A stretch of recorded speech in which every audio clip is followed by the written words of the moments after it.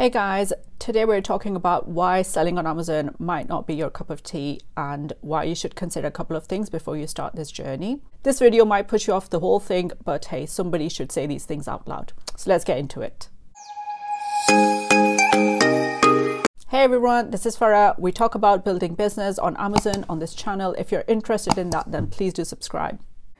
If you guys want to work with me, join my membership on Patreon, select the level that's relevant to you, and I will see you there. You can also email me at hello@farahfinds.com. So we're doing some tough talk today, why Amazon business might not be right for you. And, I'm going to list down a couple of things that you should consider before you, start on this journey.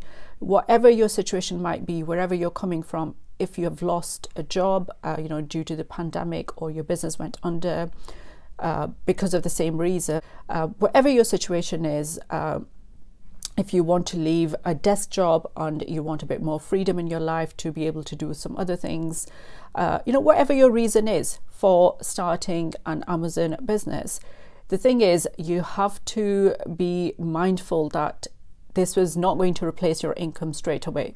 That is the first, reality check everybody needs, that an Amazon business cannot start producing an income straight away. It's not like you invest in it today and, a month down, your product starts selling and you can reap some profits. It doesn't work that way. I'm sorry to burst anybody's bubble, but that's how it is. So the very first thing you should do is take audit of your situation. Where are you coming from? Can you afford to start this business? Can you invest month on month? Because the reality is it takes money to make money on Amazon. You have to slowly invest in this business. Even if you could get hold of a reasonable cheap product from Alibaba or anywhere else, or local sourcing, whatever the case might be, if it's wholesale, whichever method you do. The thing is, the reality is you have to run ads. And to run ads, you have to have an ad spend, an ad budget for every week. So you're putting more money in, not just the product cost, not the shipping, whatever. All of that is just a one-time cost. Once your product is in Amazon's warehouse, you have to put more money in to feed the ad system to put your product in front of the customers who are shopping on Amazon, and you have to competitively price it. And so with your very first product, not your, the ideal product that you did all the research for, your very first test product, whatever you put on Amazon for sale as your first product, it might not produce the results that you thought it would, because the thing is you're making your space on the platform. You're a new seller. You don't have any feedback, so, you're starting from zero.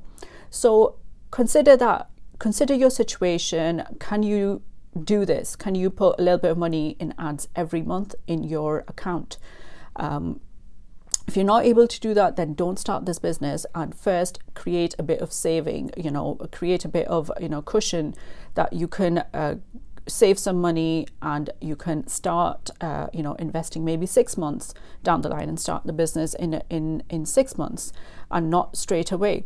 The other scenario in this situation might be that money is not an issue for you, and you have some savings, you can invest, and you just want to do it right, and you don't want to make any mistakes. So don't make the biggest mistake of handing over your saving to some random person on the internet and invest in an automation business, because nobody can build a business, profitable business for you and then hand it over to you.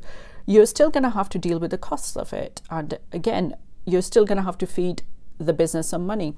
So before you trust somebody else with your savings and do any of that, you have to be honest with yourself and audit your situation and just really see, can I afford to start this business, because it's going to need some investment. This exercise in honesty with yourself will help you, overcome some difficult decisions. You might have to take a minimum wage job just to support this business and, feed this business if your living expenses are covered with your current income. But this might be a decision that you might need to take, and it might be an uncomfortable decision, and you should do, something uncomfortable. You cannot do something great from a position of comfort. it just can't happen from a position of comfort. You have to take some uncomfortable decisions. Doing this exercise with yourself, being honest with yourself, with your resources that you have to invest into an Amazon business, will really help you, being able to run this business like a champ if you do start. So let's talk about the next thing, which is product research. It can be so confusing for a beginner, for a new seller, to actually decide on a product. There are so many rules to consider, so many different criterias from different sources to actually take into account, and it can be quite mind-boggling as to which rule should I follow, which guru should I follow. The thing is, if you take the approach that I have audited my situation, my resources, and you come to a number that, okay, I can only invest this much in my business, which might be a small amount, maybe a £500 or £1,000, whatever that is. If you take that into account and work from there, then you might easily be able to decide what should be your first product. And that could be just a simple rule that, I cannot afford to do a product that sells between $30 to $70 because it's going to cost me a lot. So maybe I need to look at products from the other point of view, where I only choose a product that costs me $1 to source, and the landed cost will be maybe another $2 to $3 added to it. So the total product cost will just be about $4. And now I need to see on Amazon what is the going price for the product in the market. Check the marketplace, check the category. What is the going rate for that product? And maybe try to find, go back and forth and see what can you do within your budget for that particular product. It gets rid of all these unnecessary rules that, it should be doing this much revenue, it should have this many reviews, this, that, the other. It's all unnecessary information for you if you don't have, like a lot of money to invest. If you only have a little bit to invest, then you actually just need to first test out, can you actually hack the process? Can you do a test run? Can you test the waters with your budget first and actually see if you last in the marketplace? Because it's a very competitive marketplace. So this is the first thing you should do, consider for your product research, and, just clear your mind of all the, unnecessary rules surrounding product research. Work within your budget. Taking this approach and not chasing profit and finding a profitable product in your first go when you don't even know how the marketplace works, you haven't actually practically experienced anything. It's not a good way to go about things. You shouldn't chase profit with your very first product, your test product. It should be actually a test product that you just run through the system. And whether it's FBA or wholesale or whatever you do, you need some learning, some data, just to test out your skills and how long you can last. What is the learning from this first test run of things? That should be the goal with your first product, in my opinion. The next thing to consider is, what were you doing before you thought of starting this business? Were you in a business? Were you in a job? If you were working for somebody else, probably a job situation, if you're coming from that into running your own business, it's kind of a big change, because in a job, ultimately somebody else is responsible for the project, or, you have a boss to answer to, and you are responsible for a particular part of, the big organization's process, whatever that is. You have a certain part of the job, and ultimately you are guaranteed an income. But in your own business, it all starts with you and it ends with you too. You have to source your own product, you have to write your own listings, you have to probably create your first ads yourself, and you have to do all this learning, and it might take its toll on you, that you're trying so hard to figure all this out, and the competition seems too severe, and all the rest of it that comes with it. But it's really, if you decide for yourself that it's going to be a process, and I'm going to have a difficult time learning everything, but I want to go through with it for a reason, and you might have to actually talk to yourself about that reason. That what is the reason? Why do I hate my job? Or why do I want to give up this job and start my own business? Like, what is the reason? Because that change will be a bit uncomfortable for you to get used to if you were running a service business, an events business, and whatever it was before you were doing, and you're changing to an online, product business like Amazon's platform. So consider these things. And, also, are you a self-starter? Can you self-motivate? Can you dig yourself out of a bad situation and, just give yourself a break for a bad decision? Because these things can happen. Mistakes happen. People, sometimes make a decision that seems good in short term, but in long term, it might have a bigger financial cost. I will give you one example. So in 2019, I was having this, a lot of issues with my marketing company, and I was getting charged a lot per month. And so I decided that, these guys can't hack it. Let's just find out what is the problem. Why can't they deliver the results they promised me at the start of the contract? And what it came down to was, your brand is not strong enough. It's weak for social media. I said, okay, fair enough. What we're going to do is, so I decided in 2019 to change from that marketing company, and I hired a branding agency. And I said, well, let's sort the brand out. What's the problem? How can I make this Amazon native brand and take it to social and drive traffic to my own website and, really build the brand presence, on the internet? Because we have done a lot of revenue. We have a lot of good history behind in this company of good products, of, in-house developed designs and whatnot. It's registered, it's trademarked. I've done all the work. Tell me what I need to do to build a brand. Really, I want to know why my brand is weak. And so it came down to, you don't have enough social presence. I said, okay, right, let's build that up. And, long story short, I don't want to go into more details and bore you with that.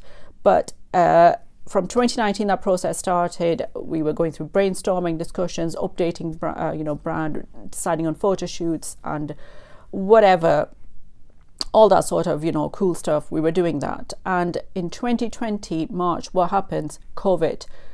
And the fashion sales just disappear. So I had no idea this could happen. I had invested more than, over the past 3 years. I've invested over 100K in this whole process just to try to fix my marketing issues, try to build brand, do all this sort of thing. And I can, the point I'm trying to make is that I can kick myself and say, I've wasted so much money. If I still had that money, I would be able to reinvest in my business, create more products, sell more products on Amazon, FBA, maybe, do 10 different things on just within Amazon's platform. But the thing is, I can also, what the view I took ultimately was, in March 2020, our fashion sales really stalled. And so we decided to use all that knowledge that we had, and we couldn't actually do anything with the fashion business because, the demand just wasn't there for fashion products anymore. So we decided to try another product that had demand. It was high competition, high demand. There was no way we were going to make it, big in that. But we used all that knowledge of branding, marketing, and we created a new product, which was locally sourced. And March 2021, we have done over about, 180K revenue in that product alone. And it's decent profit. And it's because we are in a high competition category, my ACoS has always been very high. So it's just, are you able to turn a bad decision around? It probably wasn't a bad decision. It was probably that kick I needed to, start a new product line. Whatever. Are you able to turn things around for yourself? Are you able to deal with that kind of stress? Because it is going to happen in your business. It is not smooth sailing on Amazon. The last thing on my list of things to consider is that don't chase profit with your first product. I know that the ultimate goal of any business endeavor is that you want to be profitable. Then if you can't be profitable, then why are you even doing it?